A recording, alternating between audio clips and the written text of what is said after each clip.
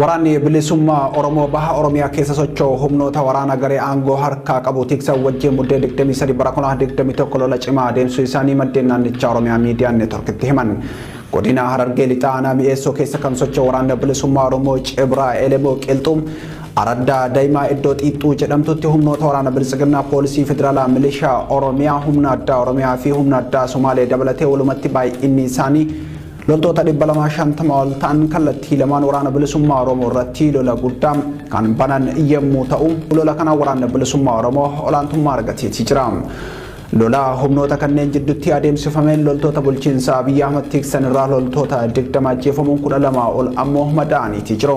Meeshaaleen waraanaa garaagaraa fi ajajaan dhibbaa poolisii federaalaa tokkos akka booji'amee maddeen OMN'tti himanii jiru. Sababa lola kanaatiin yeroo ammaa magaalaa Boosatii fi Mi'eessoo dabalatee baadiyaalee naannawa kanneenii irratti uummanni humnoota tikaa mootummaatiin rakkifamaa jiru. Godina Shawaa Bahaa aanaa Boosatitti dhiibbaan humnoota mootummaatiin hawaasa mudatu yeroodhaa gara yerootti hammaachaa jiraachuu jiraattota keessaa kanneen OMN dubbise himan. Aanichatti humnaan nama gara dirree waraanaatti bobbaasuun yaalii taasifamuun cinatti deeggarsa raayyaa ittisa biyyaaf sababa jedhuun qabeenya hawaasaa saamamaa jiraachuun himamee jira. Kana malees shanee qallabdu jechuun hidhaan itti fufee jiraachuu kan himan jiraattonni aanaa Boosat ganda qaawwaa hara mirqaasaa jedhamutti qofatti manneen 50 ol midhaan waliin gubamanii jiru. Gocha yeroo ammaa kutaalee Oromiyaa garaagaraa keessatti raawwatamaa jiruuf roorroo sirna abbaa irree callisnee ol irratti ilaalutu sababa ta'e kan jedhan barsiisaan dhalataan naannichaa OMN'if haala jiru ibsan uummanni Oromoo callisee qe'ee ofiitti dhumuurraa waloon falmachuu qofatu fala jedhanii Yihuun Ingidaa dabalata qaba. Godina Shawaa Bahaatti kan argaman aanaaleen Boosatii fi Fantaallee ollaa naannoo Amaaraatti kan argaman ta'uun wal qabatee yeroo garaagaraatti weerara daangaa hidhattoota finxaaleyyii Amaaraatiin raawwatamuuf saaxilamoodha. Aggaammiin humnoota kanneeniin irra deddeebiin raawwatamu nurraa dhaabbatee hin beeku jedhu jiraattonni aanaa Boosatitti dhiheenyuma weeraraa banameen namoonni 25 waraanamanii lubbuun nama 2 darbuu OMN'tti himan. Hawaasichi weerara daangaa gama naannoo Amaaraatiin irratti taasifamu kana humnuma ofiitiin qolachuuf yaalaa tureera. Haa ta'u malee gochi yeroo ammaa qaama aangoo irra jiru nurratti raawwatamaa jiru lola gama daangaan irra deddeebiin nutti banamu kanallee akka ofirraa hin qolanne gochaa jira jedhu barsiisaanii dhalataa naannichaa OMN'f yaada kennan. Namoota weerara kana hawaasicharraa qolachuu fi humna qaban dirqiin gara adda waraanaatti oofuun isaan hafan ammoo meeshaa hiikkachiisaa jiru. Kun ammoo hawaasicha balaaf saaxiluudha jedhu. Haala amma yeroo kana wal qabsiisanii gara adda waraanaatti uummanni haa deemu. Uummanni deemeetiniin nurraa loluu qaba, juntaa loluu qabdanii jedhanii uummata dirqamaan daras fe'aa jiru. Dabalataan immoo uummatichi kun ofiif daangaa ofillee eeggata. Sanirraayyuu immoo darbee humnuma qabu kana kan inni daangaa eeggatu kana yookaan deematii lolaa yookaan immoo xiyyuu meeshaa keessan galmeeffadhaa nu bira fidadhaa kammoo wanti hin jenne kana hunda hin goone ni doorsisuu ni heduu kaan immoo ka barbaadan immoo ajjeesullee ni jira. Dhiibbaan yeroo ammaa hawaasa aanaa Boosat mudataa jiru kana qofa miti.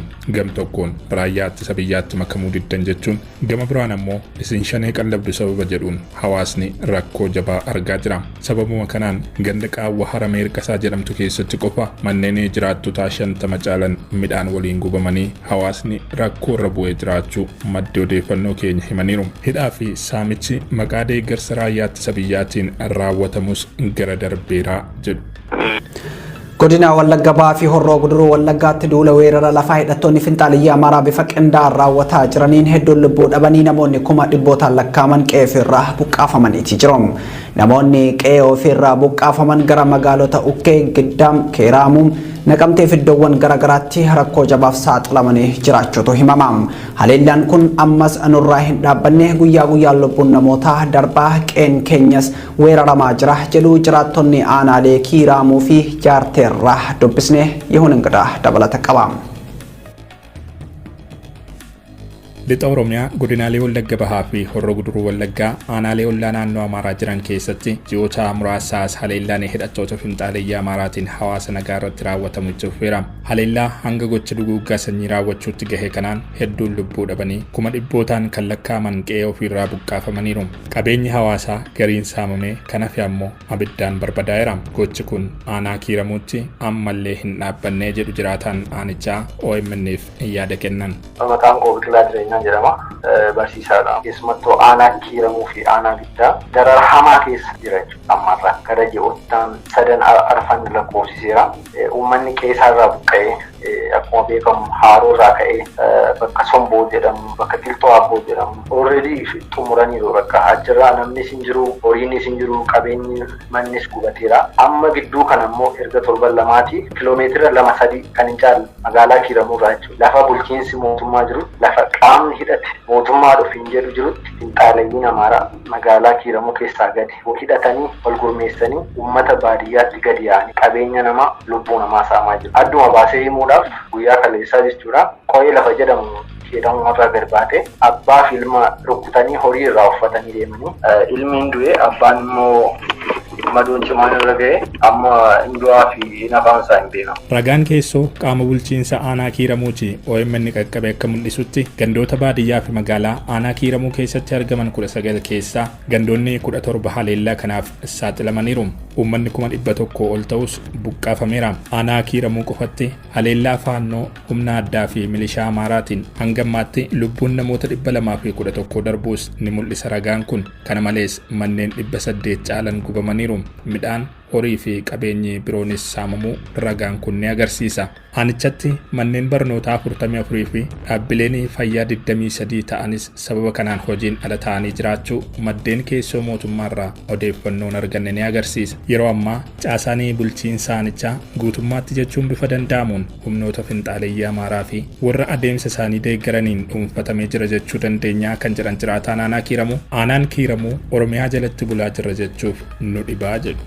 Mootummaa lafa sana jiru aanaa sana gurgurateera jechuuf hin danda'amu. Ji'a tokko kan caalle keessatti mootummaan bulchiinsi haaraa mudamee ture naannoo aanaa sana irratti jarri sun illee finxaaleyyiidha jechuudha. Maal jechuudha? Jeneraali yoomanii aanaa sana si ibsuu barbaade mootummaa naannoo Amaaraa jalatti bulaa jira jechuuf yoon jedhe wanti ulfaatu hin jiru jechuudha. Humna addaa poolisii naannoo sana hoogganu tiraakteriin achi jala jiru hundumtuu kan hordofuu kan to'atu kan ajaja kennu finxaaleyyii Amaaraati. Haleellaan aanaa kiiramuutti ji'ootaan dura eegalame kun Wallagga Bahaatti aanaalee giddaa ayyaanaa guutuu giddaa fi kanneen biroottis babal'achuun hawaasa godinichaa dararaa hammaataaf saaxileera. Gara godina Horroo Guduruu Wallaggaattis cehuun aanaalee Amuruu fi Jaartee jedhaman keessatti itti fufiinsaan raawwatamaa jiraachuu guyyaa guyyaan lubbuun namaa gaagaamaa jiraachuu himu jiraattonni garasii dubbifne. Godina Horroo Guduruu Wallaggaatti aanolee Jaartee fi Amuruu jedhamu keessatti humna hidhatee jirutu jira. Humni kun humnoota naannoo Amaaraati. Faannoo fi milishaa warra jedhaman jechuudha. Meeshaa gurguddaa hidhatanii uummata nagaa irratti dhukaasa bananii lubbuun nama hedduu darbaa jira jechuudha. Haga ammaatti amma sa'aatii kanaatti jechuudha. Aanaa Amuruu keessa ganda Siiddan kan jedhamtu keessa uummanni jiru guutummaa guutuutti buqqa'eera. Manni isaanii guutummaa guutuutti barbadaa'eera. Guyyaa kaleessaa jaarsa waggaa 80 mana keessaa bahuu dadhabanii mana waliin walitti gubatee guyyaa 2 dura jechuudha. Lubbuu nama 3 kan aanaa Jaarragaa Jaartee keessatti battala darbe kan rukkutamee yaalamaa jiru hin jira. Naannoo mana 500 ol kan ta'utu barbadaa'ee jira. Midhaan lakkoofsan qabu kan barbadaa'ee jiru. Boqqolloon bakka dhaabbatutti gubateera. Tuullaan gubatee jira. Lubbuun namoota guyyaa guyyaatti darbaa jira jechuudha. Gocha raawwatamaa jiruun duuba harki qaama mootummaa jiraachuun waan ifatti mul'atudha kan jedhan jiraattonni aanaalee kiiramuu fi Jaardagaa Jaartee. Uummanni Oromoo adeemsa hawaasa kana cabsuu fi deemamu callisaan walirratti ilaaluu akka hin qabne dhaammataniiru. Fuulduraaf duuba isaanii ta'ee kan jiru qaama mootummaa. Kana tokkoffaa yeroo darbee meeshaa qabdanii galmeessaa jedhaniiti uummata Amaaraa naannoo aanaa kana jala jiran uummata meeshaa qabu galmeessanii meeshaa kanaan ba'aati magaalaa eegaa jedhanii kan keenya hawaasa keenya irraa shimalallee sassaabaniiru. Amma kan magaalaa seegu poolisii addaa jimti kan Oromiyaa jimti jechuudha. Bulchitootuma kana kan eegaa jiru milishaa Amaaraa hidhatedha. Qe'een keenya nu saamameera. Eenyummaan keenya nu saamameera. Alaabaa aranguwaadee bicaa qabeedhaan bulaa jirra. Yaa Oromoo kana nuu beeka. Kun ifumaa ifatti dhufe. caban taane cabaarra warri sagalee keenya dhagaa harkan nu birmadhaa. Meeshaa isaan qabatanii jiran meeshaa gurguddaadha. Meeshaa namni dhuunfaa tokko qabachuu hin dandeenyedha jechuudha. Sirriitti harki mootummaa akka keessa jiru parsantii 100 namni kamiyyuu beekaa jechuudha. Uummanni beekaa jechuudha. Maaliif yoonaan jettee naannoo sana keessatti uummanni kan dhumaa jiru bulchiinsa sana jalatti jechuudha. Uummanni guutummaa guutuutti aanaa sana keessaa buqqa'ee badeera. Gaafa buqqa'ee aanaatti galu dhufee magaala jaartee jedhamtutti gaafa galu nu keessaa deemaa as keessa jiraachuu hin dandeessani jedhaniiti uummata lubbuu baafatee dhufee magaala seene deebisanii gara sanatti gadi ari'uu jechuudha. Ofii immoo deemanii bakka sanatti argamanii dhukaasa tokko hin dhukaafne uummanni kun akka inni du'arraa oolu baraaruu hin dandeenye jechuudha. Kaan immoo guutummaa guutuutti harka lafa jalaatiin akka isaan beekaa uummata kana fichisiisaa jiran uummanni naannoo sana jiru ni beekaa jechuudha. Uummanni waan godhu dhabee garatti iyyatu dhabee rakkachaa jira jechuudha. Sababa haleellaa kanaan gandoota aanaa guutoo giddaa qofa keessaa namoonni 80,000 hanga 100,000 ta'an qe'ee ofiirraa buqqaafamanii magaalaa ukkee buufatanii jiraachuu Addis Istaandaard guyyaa lamaan dura gabaasuun isaanii yaadatama. Aanaa Kiiramuu keessattis namoonni 100,000 caalan sababa haleellaa kanaan qe'eerraa buqqa'anii jiraachuutu himama. Aanaalee biroo keessattis lakkoofsi namoota buqqa'anii guddaadha. Uummata yeroo midhaan makaratutti qe'ee isaarraa buqqaafamee balaarra bu'ee jiru kanaaf birmannaan barbaachisu taasifamuu dhabuun ammoo rakkoo isaan mudate hammeessee jira.